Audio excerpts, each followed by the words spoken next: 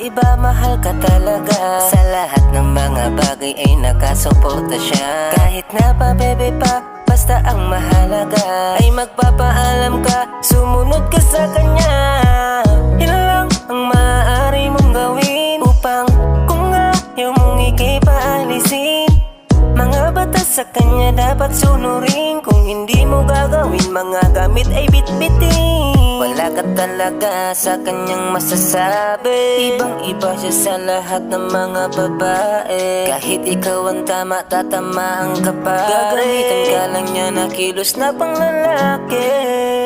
Pwede ba na kami ay umiling? Sana'y bigyan ng pansin